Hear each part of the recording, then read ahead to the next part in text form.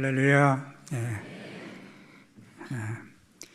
몇 개월 전부터 이창조 목사님께서 오늘 설교를 좀 해주시면 좋겠습니다 부탁을 하셔서 저는 계속 사양했어요.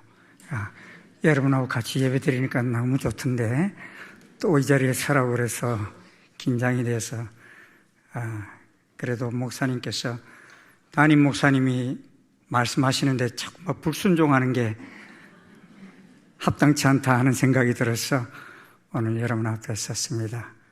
하나님의 은총이 또 말씀 속에 함께 하시길 축원합니다. 오늘은 일산 충신교회가 창립 예배를 드린 지 32년이 되는 날입니다. 첫 예배는 94년 5월 15일 날 첫 예배를 17명이 모여서 드렸어요. 그리고 6월 첫 주일 날 첫 창립 예배를 드렸습니다. 그렇게 시작된 일산 충신교회의 탄생은 일산 충신교회의 탄생으로 끝나지 않고 또 이 교회를 통해서 여러 교회가 국내외에 많이 생겨났습니다. 그런데 여러분, 성경에서 이 교회가 언제부터 기록이 되어 있는지 찾아보셨습니까? 퀴즈 한번 내볼게요. 구약 성경에 교회라는 말이 있을까요, 없을까요?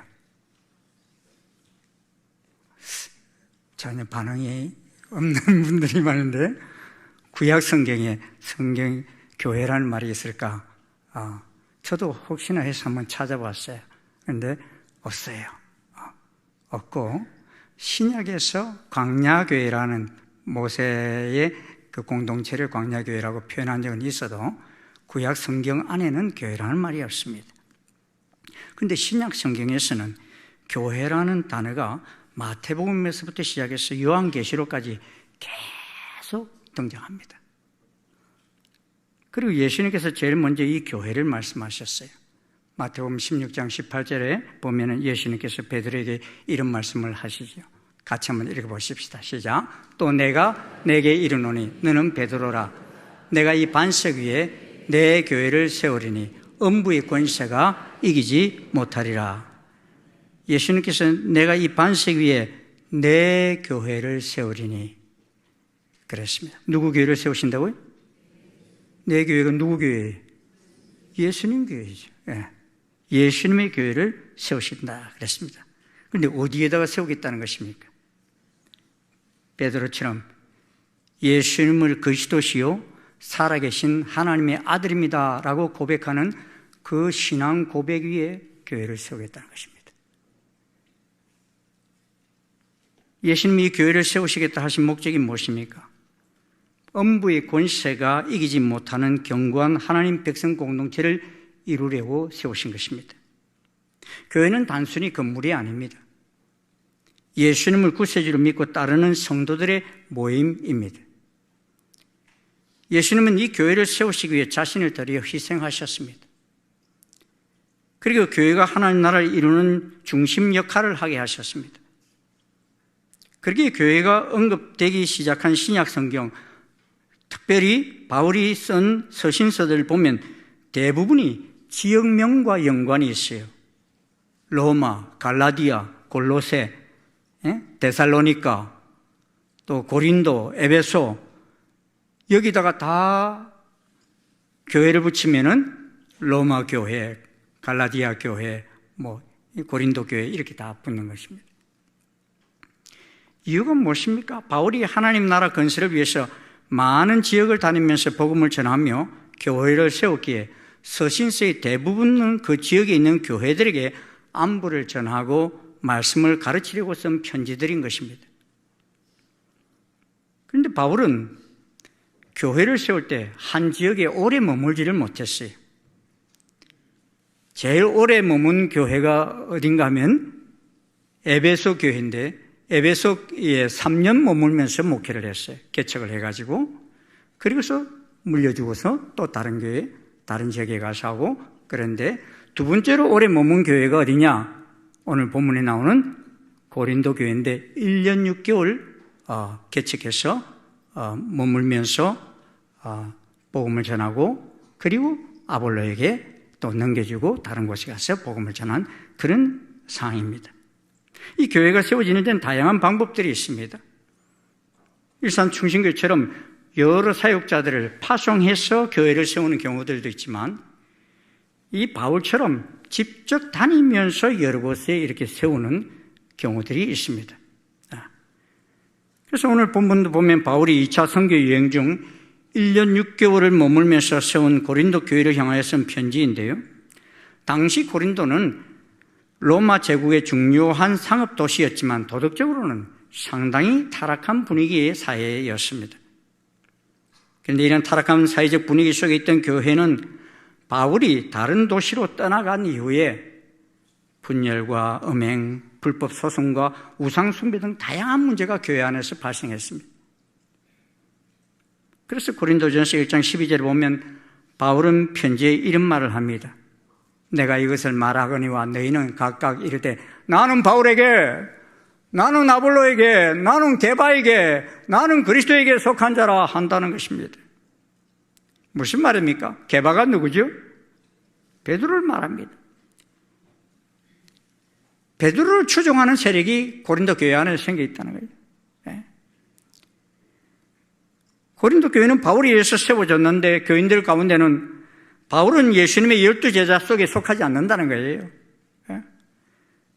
그러기에 바울의 지도성에 대해서 이의를 제기하는 사람들이 있었습니다. 그들은 바울이 아니라 수제자 베드로 사도를 따라야 한다고 주장하는 사람들이었습니다.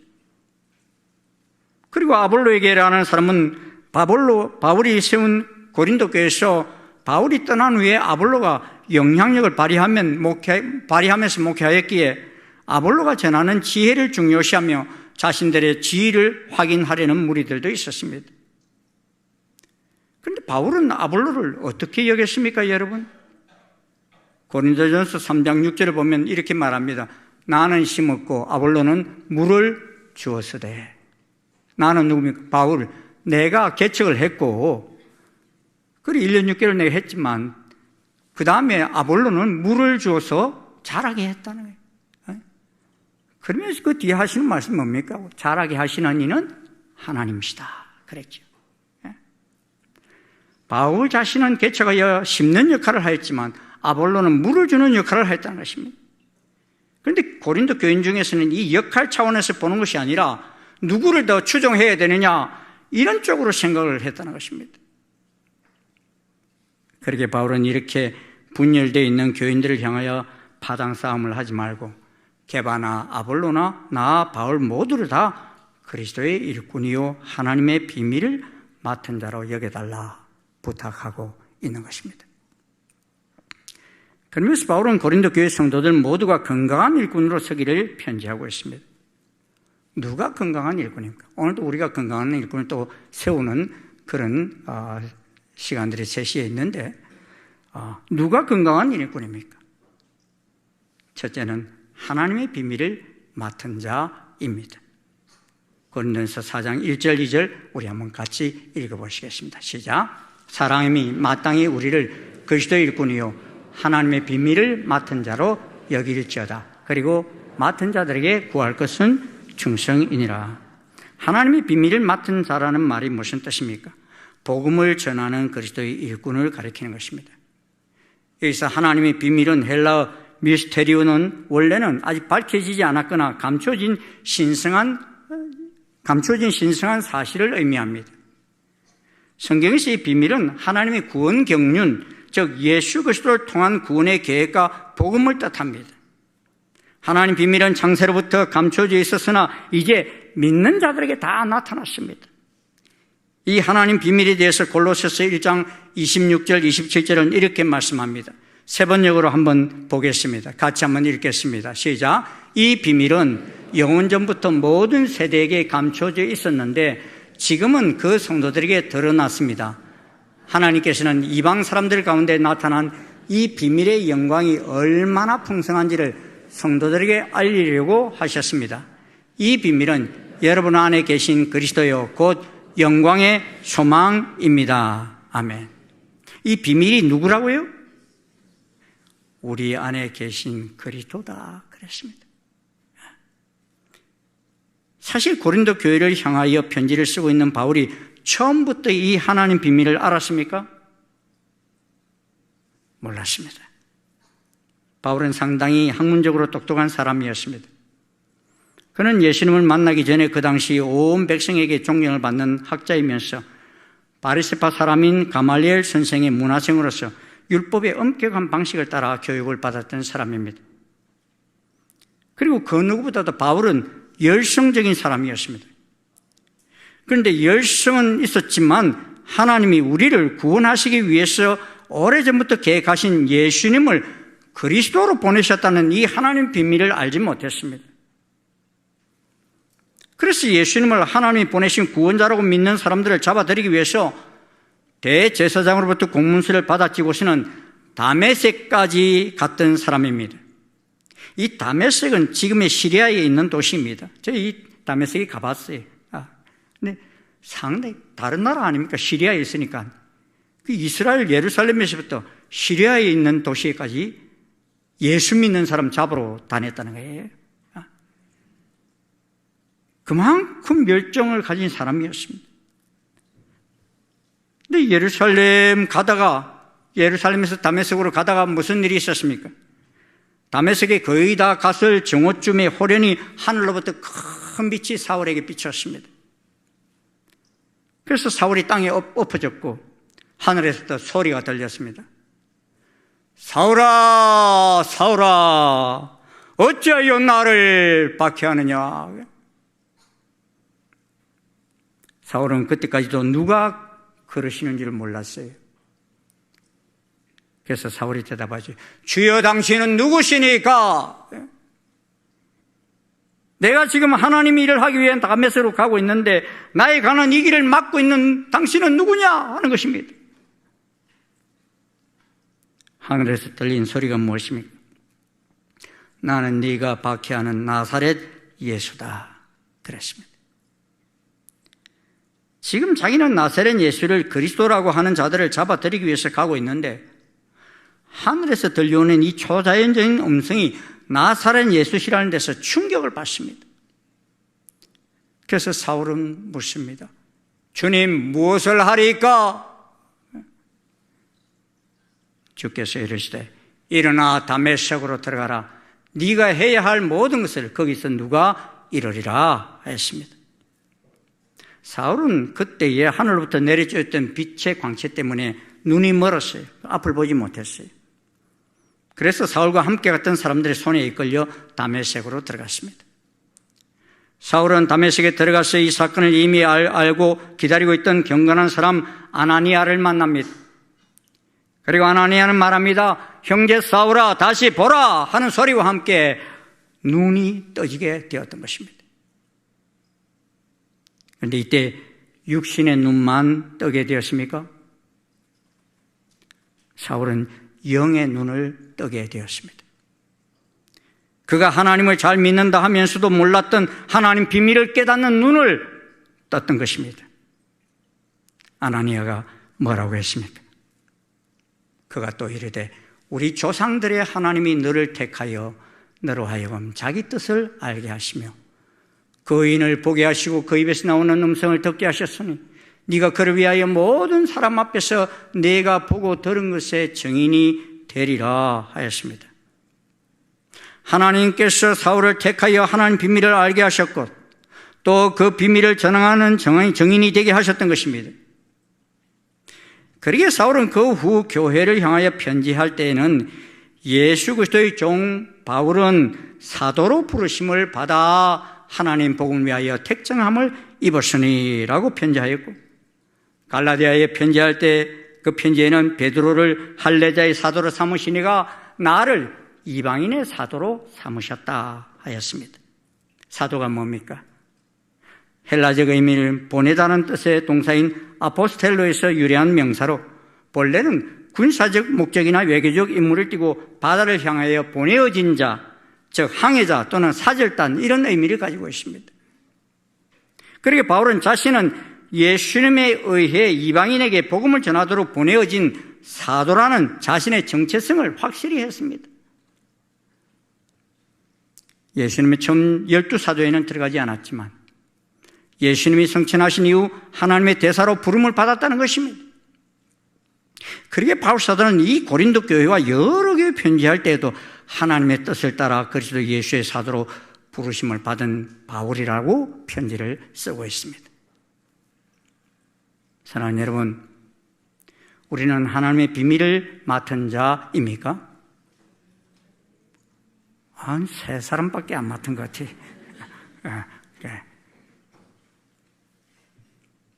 베들레헴에서 태어나시고 나사렛에서 자란 예수님은 만세 전부터 예비해 놓으셨던 하나님의 비밀인 구세주 그리스도입니다.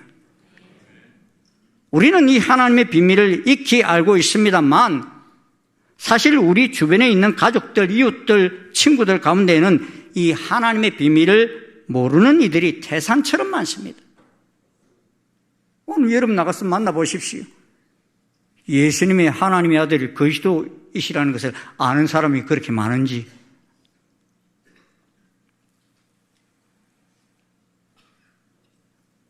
그러기에 바울은 요청이 무엇입니까? 나는 누구 파다 하며 분파 싸움에 힘을 쏟지 말고 오직 예수님만이 그리스도 되심을 전하는 충성된 자가 되라는 것입니다. 이 하나님 비밀인 그리스도는 아브라함과 다윗의 자손을 통해서 오십니다. 그런데 아브라함과 다윗의 자손이라 해서 이 하나님의 비밀을 잘 압니까? 예수님의 초림 때나 예수님 재림 때가 가까운 지금이나 똑같이 이 하나님의 비밀을 유대인들도 잘 몰라요. 이스라엘 가서 충격받았던 게 그런 거예요. 예수님이 유대인으로 태어나셨다는 것을 모르는 사람이 유대인들 가운데 너무 많은 거예요. 최근에 헤즈볼라를 섬멸하겠다고 레바논에 들어간 이스라엘 군인이 예수님 십자가에 달리신 모습에 다가가서 망치로 예수님 형상을 때려 부수는 퍼포먼스를 하다가 징계를 받은 그런 모습을 볼 수 있습니다. 며칠 전에 있었던 일이에요. 왜 이런 일이 일어납니까? 유대인이지만 예수님이 유대인의 혈통을 타고 그 땅에 메시아로 오셨다는 이 하나님 비밀을 모르고 있기 때문입니다. 그 군인만이 아닙니다. 태반의 사람들이 예수님이 유대인의 혈통을 타고 유대 땅에 오셨다는 사실조차 모릅니다. 성경이 유대인의 손에 의해서 우리에게 전해졌습니다. 그런데 유대인 중에는 성경에 관심 없는 이들이 너무나 많습니다. 그러기에 바울은 자신이 이런 길을 앞장서서 걸었던 경험이 있던 터라 고린도 교회를 향해서 예수님은 그리스도이시다라는 이 비밀을 전하는 충성된 일꾼들이 되기를 간청하고 있는 것입니다. 오래전에 한 성도님께서 저에게 목사님, 제 남편은 교회를 오래 다닌 사람이고 지금도 교회에서 중직자로 직분을 가지고 있습니다. 그랬어요. 근데 자기 보기에는 예수님이 구세주라는 사실을 믿고 있는지 걱정이 된대요. 그래서 죽어 천국에서 만날 수 있을까 염려가 되니까 목사님 만나서 한번 확인해 주시면 안 되겠습니까? 저한테 그래요. 자기가 확인하지. 부인이라 아마 또 말하기가 힘들었는지 저보고 확인해 달래. 사랑하는 여러분, 이 하나님의 비밀인 예수님이 그리스도시라고 고백할 수 있는 것은 교회를 오래 다녔기 때문에 가능한 것이 아닙니다. 세상적으로 똑똑하기 때문에 알 수 있는 것도 아닙니다. 이 비밀은 하나님께서 우리에게 열어주셨기 때문에 알게 되었고 믿게 된 것입니다. 그러기에 이 하나님의 비밀을 깨닫고 믿는 사람은 복된 사람인 것입니다. 여러분, 예수님이 하나님의 아들 그리스도이심을 믿습니까? 복된 사람입니다. 여러분, 이거보다 더 큰 복이 없어요. 있으면 저한테 이야기 좀 해주세요. 여러분, 예수님이 유일하신 구세주이심을 믿으십니까? 참으로 복된 그리스도인입니다. 그러므로 우리는 다시 오실 예수님만이 심판자이심을 믿고 겸손히 섬기는 충성된 일꾼이 되십시다. 3절에서 5절까지 한번 같이 읽겠습니다. 시작. 너희에게나 다른 사람에게나 판단받는 것이 내게는 매우 작은 일이라. 나도 나를 판단하지 아니하노니 내가 자책할 아무것도 깨닫지 못하나 이로 말미암아 의롭다함을 얻지 못하노라. 다만 나를 심판하시리는 주시니라. 그러므로 때가 이르기 전 곧 주께서 오시기까지 아무것도 판단하지 말라. 그가 어둠에 감추인 것들을 드러내고 마음의 뜻을 나타내시리니 그때 각 사람에게 하나님으로부터 칭찬이 있으리라. 아멘. 고린도 교인들은 복음을 그들에게 전해준 바울을 향하여 심하게 판단을 했습니다. 그것이 의로운 일인 것처럼 그리했습니다. 고린도 교인들은 바울의 말과 전도 방식을 비판하며 바울이 지혜나 웅변술이 부족하다고 했습니다. 그러면서 자신들의 지식과 은사를 자랑하며 마치 자신들은 왕이 된 것처럼 바울을 깎아내렸습니다. 이러한 판단에 대해 바울은 우리 삶을 판단하시리는 하나님이시기에 그분 앞에 서게 되면 다 바른 판단을 받고 각 사람에게 하나님으로부터 그 행한 일에 칭찬이 있으리라 그랬습니다. 사랑하는 여러분, 우리가 하나님 앞에 서게 될 때 하나님 무엇으로 우리를 칭찬하실까요? 우리가 대한예수교회 장로회에 소속된 교회 다녔기에 칭찬하실까요? 세상에서 높은 지위를 가졌기 때문에 칭찬하실까요? 돈을 많이 벌었기 때문에 칭찬하실까요? 땅을 많이 가졌기 때문에 칭찬하실까요? 다 소용없는 일입니다. 하나님은 우리가 하나님 비밀을 맡은 자로서 이 비밀을 얼마나 많은 이웃과 민족에게 전해 주었는지를 물으시고 칭찬하실 것입니다. 그러게 누구 팔을 추정함에 따를 것인가, 이런 일은 다 쓸데없는 일이라는 것입니다. 그러므로 그런 판단을 멈추고 하나님 비밀을 전파하는 자로 겸손히 섬기라는 것입니다. 하나님의 비밀인 예수님이 그리스도로 오셨다는 이 놀라운 비밀은 과거의 비밀로 감춰졌으나 이제는 성도들에게 계시된 진리입니다. 하지만 이 비밀은 여전히 예수님을 알지 못하는 사람들에게는 비밀로 남아 있습니다. 세상 사람들은 예수님이 구세주로 오셨는지를 알지 못해요. 여러분이 안 믿어지시면 지나가는 사람들에게 물어보십시오. 예수님이 누구신지. 우리 죄를 다 대신 짊어지시고 십자가에 달려 죽으셨는지를 알지 못합니다. 그러니 십자가에 달리신 예수님을 저렇게 망치로 내리치는 이런 죄악을 저지르고 있는 것입니다. 심지어 이스라엘 땅 유대인들도 유대인의 혈통으로 오신 예수님을 메시아로 오셨다는 사실을 모르고 있습니다. 이들 중 많은 이들이 아직도 하나님 비밀이 열려지지 않고 있습니다. 그런데 우리는 어떠합니까? 지난 2000년 동안 이 하나님 비밀을 아는 이들이 모르는 이들에게 전하고 전해진 이 비밀을 우리들은 받아들였고 또 믿었습니다. 그렇게 이제 우리는 하나님 비밀을 알고 믿는 성도가 되었습니다. 그렇게 이제 이 하나님 비밀을 아는 우리가 이 비밀을 모르는 우리 일가 친척뿐만 아니라 이스라엘과 열방에게 알리고 전해야 할 사명이 우리에게 주어졌습니다. 우리는 이 하나님 비밀을 이 마지막 때까지 겸손히 전파하는 교회, 이 하나님 비밀을 맡아 전하는 충성된 성도가 되어야 하는 것입니다. 그러므로 바울은 교회를 향하여 본이 되는 삶으로 교회를 세워가라 하였습니다. 16절 한번 같이 읽겠습니다. 시작. 그러므로 내가 너에게 권하노니 너희는 나를 본받는 자가 되라. 아멘. 여기 아멘이 안 나와요. 예. 제가 여러분에게 여러분 나를 본받는 사람이 되십시오 이런 말 하기 쉬울까요? 어려울까요? 예? 쉽지 않아요. 바울은 와, 어떻게 나를 본받는 자가 되라고 이렇게 말씀하셨지? 제가 궁금해서 어떻게 이 말씀을 가감하게 이렇게 하셨나 하는 생각을 해봤습니다. 바울이 고린도 성도들을 향하여 나를 본받으라고 말할 수 있는 이유가 무엇입니까? 바울은 여러 곳에 이 하나님 비밀을 전하며 교회를 세우느라 줄이고 헐벗고 모욕을 당하면서 순교하는 그날까지 충성을 다했습니다. 바울이 자기 이름을 남기기 위해 이러한 일이 한 것이 아닙니다. 하나님 비밀을 자기도 알지 못할 때에는 이 비밀을 믿으며 전파하는 사람들을 핍박하는 자리에 있던 그였습니다.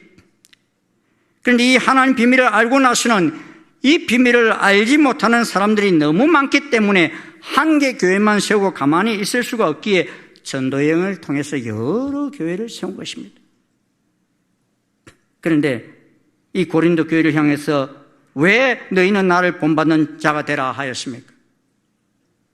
내가 하나님 뜻을 알지 못할 때에는 예수님을 그리스도로 믿는 자를 핍박하였는데 이 하나님 비밀을 깨닫고 나서는 이제 하나님 비밀을 전하는 자가 되었다는 것입니다. 여러분, 세상에서 제일 무서운 사람이 누구입니까? 네 종류의 사람이 있는데 여러분은 어디에 속하는지 한번 보시기를 바랍니다. 첫째는 진리를 알면서 그 진리를 이루어가기 위해 열심히 달려가는 사람이 있습니다. 둘째는 진리를 아는데 그 진리를 이루는 데에는 한없이 게으른 사람이 있습니다. 셋째는 진리를 모르는데 마치 자기가 잘못 알고 있는 것이 진리인 줄 알고 충성을 다하는 사람이 있습니다. 넷째는 진리도 모르고 모든 것이 귀찮아 아무것도 하지 않는 사람이 있어요. 여러분은 어디에 속했어요? 첫째입니까? 둘째입니까? 셋째입니까? 넷째입니까? 여러분을 물으니까 대답을 안 하는군요. 바울이 다메섹에서 예수님을 만나기 전에는 어떤 사람이었습니까? 이 첫째, 둘째, 셋째, 넷째 중에 어떤 사람이었어요? 셋째였죠. 진리를 모르는데 마치 자기가 알고 있는 것이 참된 진리인 양 충성을 다하는 사람이었습니다. 그래서 그때 열심을 내어 예수 믿는 사람들 다 잡아들이기 위해서 다메섹으로 갔던 것입니다. 바울이 지금 나를 본받아라는 말씀, 이때 나를 본받아라는 말씀일까요? 아닙니다. 그는 그 다메섹 도상에서 하나님 비밀을 알게 되었습니다. 그렇게 어떤 변화가 왔습니까? 이전에는 잘못된 일에 자신의 삶을 다 드렸지만 이제는 하나님 비밀을 알리는데 충성을 다하는 자가 되었습니다. 이제 자신은 높은 자리나 권세는 관심이 없습니다. 자신을 통하여 하나님의 비밀이 온 열방 속에 전파되기만 한다면 그것 이상 기쁜 일이 없습니다. 그러므로 고린도 교회 성도들도 이제 나를 본받아 하나님 비밀을 온 세상에 알리는데 삶을 다 드리는 충성된 일꾼이 되기를 원한다는 것입니다. 바울이 고린도 교회를 향하여 이렇게 나를 본받는 자가 되라 할 수 있는 이유가 무엇입니까? 바울은 이 하나님 비밀을 모르는 고린도인들에게 이 비밀을 알려주어서 복음으로 이들을 낳았기 때문입니다. 자식이에요. 낳았다고 그랬어요. 그래서 이전처럼 똑똑한 지성인의 위치가 아니라 아비의 심정으로 내가 호소한다는 것입니다. 사랑하는 중신성도 여러분, 제가 32년 전 이일산 중신교를 개청하면서 품었던 생각 하나는 어떻게 해서든지 이 교회가 하나님을 기쁘시게 하기를 소원하며 시작했습니다. 교회 뭐 크냐 작으냐 저는 그것에 큰 관심 없어요. 이 교회를 통해서 하나님이 기뻐하시는 교회가 되면 좋겠다. 그 생각을 가지고 시작했습니다. 그리고 제 소원은 일산 중신교회를 거쳐간 사람은 천국에서 만나지 못하는 사람은 한 사람도 없기를 소원했어요. 그리고 나아가서 우리 가족뿐만 아니라 이웃과 저 북녘 땅과 열방 속의 많은 사람들이 이 하나님의 비밀을 아는 충성된 일꾼인 우리들이 전하는 이 비밀을 깨닫고 천국에서 만나기를 소원했습니다. 그래서 우리가 성도를 많이 한 거예요. 왜요? 이 일이 오늘 이 시대 속에 이 교회에 속한 충성된 일꾼들에게 맡겨주신 사명이기 때문입니다. 이는 일산 중심교회 일대 목사인 저에게만 주신 사명이 아닙니다. 이대 담임 목사님이신 이창조 목사님에게도 주신 사명입니다. 그러기에 그런 부분에 있어서 우리는 예수님을 본받고 바울을 본받고 이 하나님의 비밀을 맡은 충성된 일꾼들을 본받으시기를 바랍니다. 그래서 30년 동안 이 교회를 다닌 사람이나 앞으로 30년 동안 이 교회를 다닐 사람이나 우리가 다 천국에서 만나기를 소원합니다. 그날 천국에서 안 보이는 사람 없기를 소원해요.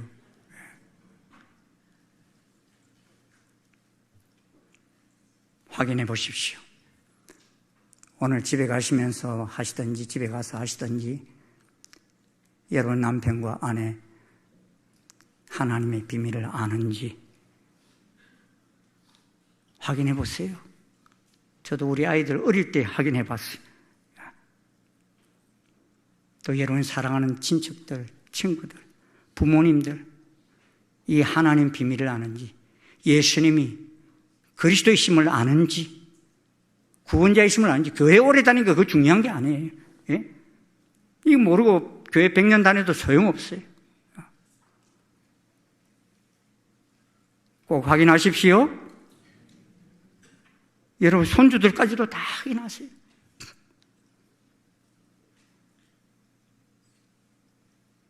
그 사람들, 그 확인된 사람들, 그 고백을 들은 사람들 우리가 다 저 천국에서 만날 수 있게 되는 것입니다. 저는 이 하나님의 비밀이 일산 충신교회 충성된 종들을 통해서 계속해서 온 세계 열방으로 땅끝까지, 저 이스라엘 땅까지도 다 퍼져나가서 이 교회를 통해서 하나님 나라가 놀라우게 풍성히 번성하는 그 역사가 있기를 간절히 소원한 것입니다. 이 하나님 비밀을 맡은 자로 이 비밀을 전하는 충성된 자의 대열에 쓴 여러분과 여러분의 가문에 하나님의 은총이 함께 하시길 축원합니다.